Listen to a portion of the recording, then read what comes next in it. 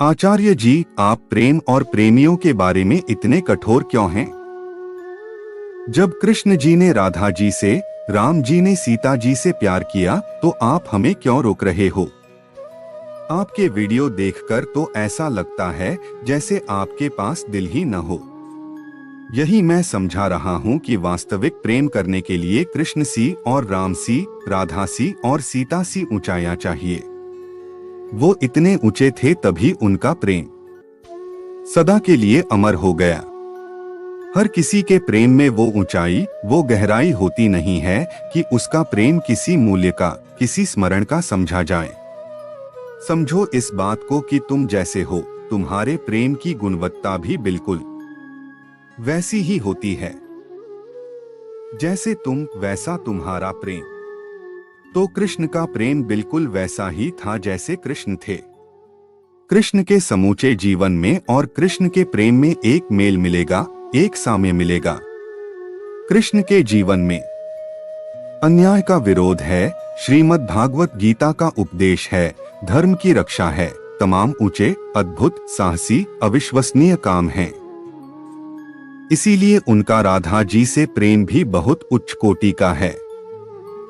कृष्ण का खुद ऊंचा होना, कृष्ण के पूरे जीवन वृत्त में, उनकी जिंदगी की जो पूरी कहानी है उसमें और श्री कृष्ण की प्रेम कथा में एक सूत्र है जो साझा पिरोया हुआ है। गीता की ऊंचाई, कृष्ण के जीवन की ऊंचाई और कृष्ण के प्रेम की ऊंचाई तीनों एक हैं। ऐसा नहीं हो सकता कि कृष्ण बहुत ऊंचे हों और उनका प्रेम निचले तल का हो जाए। ये संभव नहीं है। ऊंचा आदमी है तो उसके प्रेम में भी एक श्रेष्ठता होगी। उसका प्रेम भी उच्च कोटि का ही होगा। और आशय समझना इस बात का, इसका आशय ये है कि अगर आदमी ऊंचा नहीं है तो उसका प्रेम भी ऊंचा नहीं हो सकता। लेकिन हमें ये बड़ी गलतफहमी रहती है कि हम भले ऊंचे नहीं हैं पर हमारे प्रेम में तो बड़ी ऊंचाई है, बड़ी शुद्धता है। इसलिए इस गलतफहमी को तोड़ने के लिए मुझे तथाकथित प्रेमियों पर कई बार कठोर होना पड़ता है। उनसे दो चार कड़ी बातें बोलनी पड़ती हैं। मैं उनसे कहता हूँ, जब तुम्हारे जीवन में कृष्ण सी गहराई नहीं, जब तुम्हारे बोध में गीता सी ऊंचाई नहीं, तो तुम्हारा प्यार कहाँ से कृष्ण के प्यार जैसा हो गया। लेकिन अहंकार देखो, तुम्हारी जिंदगी में और कृष्ण की जिंदगी में कोई समानता नहीं होगी, लेकिन फिर भी तुम बड़ी ठसक के साथ दावा करने चले आओगे कि मेरा प्रेम भी तो कृष्ण के प्रेम जैसा ही है न। बिल्कुल भी नहीं है। कहाँ कृष्ण, कहाँ तुम। इसीलिए कहाँ कृष्ण का प्रेम और कहाँ तुम्हारा प्रेम। ये तो शर्म की बात है कि तुम बिना राम और कृष्ण जैसे हुए उनसे अपनी दुस्साहसपूर्ण तुलना कर रहे हो। ये बड़े अहंकार की बात है। और ऐसा नहीं कि तुम राम और कृष्ण हो नहीं सकते। उनके भीतर जो दिव्यता थी उसका बीज हर इंसान में है। संभावना के तौर पर, पोटेंशियल के तौर पर निश्चित रूप से हम सभी राम और कृष्ण होने की पात्रता रखते हैं, लेकिन संभावना एक बात है और सच्चाई दूसरी बात है। अपने जीवन के यथार्थ को देखो। तुम किस तरीके से कृष्ण जैसे हो, तुम किस तरीके से राम जैसे हो। और जब तुम उनके जैसे नहीं हो तो क्यों व्यर्थ ही ये दावा करते रहते हो कि कृष्ण ने भी तो प्यार किया था। क्या कृष्ण बुरे हो गए? कृष्ण कुछ भी करें, कृष्ण बुरे नहीं हो जाएंगे क्योंकि कृष्ण कृष्ण हैं। और तुम कुछ भी करो, वो ऊंचा नहीं होगा क्योंकि तुम हो। तुम ऊंचा उड़ने की काबिलियत तो रखते हो, संभावना तो रखते हो, पर अभी तुम ऊंचे हो नहीं गए। तुम हो अभी नीचे ही। ये बात तुम्हें चुभेगी, बुरी लगेगी, कोई बात नहीं। सच जैसा भी हो उसे स्वीकार करना चाहिए। अभी तुम ऊंचे नहीं हो।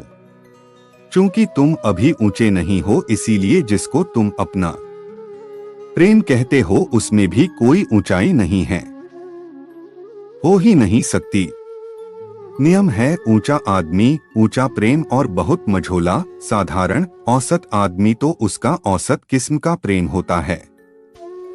अब औसत आदमी अपनी जिंदगी को बेहतर करने की कोशिश ना करे, अपनी चेतना को उठाने की कोशिश ना करे और अपनी औसत स्तर की चेतना और अपनी औसत स्तर की जिंदगी को लेकर के एक औसत सी प्रेम कहानी शुरू कर दे और अपनी औसत प्रेम कहानी को लेकर के ये दावा करे कि मेरी प्रेम कहानी तो रोमियो जूलियट जैसी है, हीर रांझे जैसी है, राधा कृष्ण जैसी है, शिव पार्वती जैसी है, तो ये उस औसत आदमी का औसत अहंकार मात्र है। मत किया करो इतनी आसानी से कृष्ण से अपनी तुलना करके। तुम ऊंचे उठने के, आगे बढ़ने के अपने सारे दरवाजे बंद किए ले रहे हो। प्रगति तो तभी होती है जब आदमी पहले ये माने कि उसमें कुछ कमी है, कुछ खोट है, कि वो अधूरा है, अभी बहुत कुछ है पाने को, पूरा होने को। लेकिन तुम आगे कैसे बढ़ोगे अगर तुम्हारा अभी से दावा हो गया कि साहब मैं तो कृष्ण जैसा हूँ, और ये दावा तुम सिर्फ इसलिए कर रहे हो ताकि जिसे तुम अपना प्रेम कहते हो उसका खोखलापन तुम्हें स्वीकार न करना पड़े। तुम औसत आदमी, तुम्हारी जिंदगी भ्रम से घिरी हुई। जब तुम्हारी जिंदगी भ्रम से घिरी हुई है, तुम्हारा प्रेम कैसे भ्रम से घिरा हुआ नहीं होगा। तुम जिंदगी में अपने ज्यादातर जो निर्णय करते हो वो गलत ही निकलते हैं ना, बेहोशी में लिए जाते हैं और अजीब अजीब तरीके के तुमको वो परिणाम देते हैं। इसी तरीके से तुमने प्रेम का भी निर्णय लिया है। जब तुम्हारी जिंदगी के अधिकांश निर्णय बेहोशी में लिए गए और उन्होंने बड़े अद्भुत परिणाम दिए, तो वैसे ही ये जो तुम्हारे प्रेम का निर्णय है ये भी एक बेहोश निर्णय क्यों नहीं है, और ये तुमको अजबगजब परिणाम क्यों नहीं देगा। लेकिन तुम अपने तर्कों की तरह ही अद्भुत हो। तुम कहोगे प्रेम का हमने कोई निर्णय थोड़ी ही लिया है, प्यार तो हो जाता है, फैसला करके थोड़ी ही किया जाता है, हमसे तो हो गया, तुमसे जो ये हो गया न प्रेम। ये और बताता है कि तुम्हारा प्रेम बड़ा अंधा है, एकदम ही अचेतन, बेहोशी में, नशे में घटने वाली घटना है, बस हो गया। तुम्हें कुछ पता भी है तुम कौन हो, तुम्हें कुछ पता भी है कि तुम्हें चाहिए क्या, तुम्हें पता भी है कि तुम्हें गहरा आकर्षण वास्तव में है किस चीज का। जब तुम अपने गहरे से गहरे आकर्षण को नहीं समझते तो तुम प्रेम को क्या समझोगे, क्योंकि प्रेम भी है तो एक आकर्षण ही ना। जब तुम जानते ही नहीं कि आकर्षण का अर्थ क्या है, कौन आकर्षित होता है और ये जो आकर्षित हो रहा है उसे चाहिए क्या, तो तुम क्या प्रेम की बात कर रहे हो। लेकिन मेरी बात सुनने समझने की जगह तुम मुझ पर ही इल्जाम लगा रहे हो क्या। आपके पास दिल नहीं है, आप पत्थर दिल हैं, आप क्रूर हैं, कठोर हैं, दो चार बातें और भी लिखी हैं मैंने पढ़ी नहीं। क्या आपको कभी प्यार नहीं हुआ, क्या अपनों के जाने पर आपको कभी दुख नहीं होता, क्या आप कभी रोते नहीं। और दादा पूरी पिक्चर सुना देते, एकदम बात बात पर तो दिल टूटते हैं और दिल जुड़ते हैं। अपने जैसी ही एक गीली लिजलिजी पिक्चर की कहानी तुम मेरे ऊपर भी आरोपित कर देना चाहते हो। वही औसत जिंदगी की औसत कहानी की औसत मूवी क्यों कर रहे हो ये। एक तरफ तो कह रहे हो कल रात से आपको सुन रहा हूं, क्या सुन रहे हो। अगर बात मेरी सुननी ही नहीं है, समझनी ही नहीं है, तो मुझे सुनकर अपना समय क्यों खराब कर रहे हो। या तो यही कह दो कि मैं दुश्मन हूं तुम्हारा और तुम्हें ठेस पहुंचाने के लिए ही कुछ कठोर बातें बोलता हूं।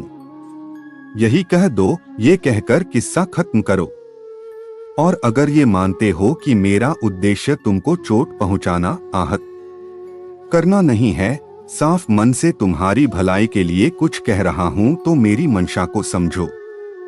जरा सहानुभूतिपूर्वक मेरी बातों पर विचार करने की कोशिश तो करो। और ऐसा नहीं कि इन बातों को तुम बिल्कुल नहीं समझते। जानते नहीं हो क्या तुम।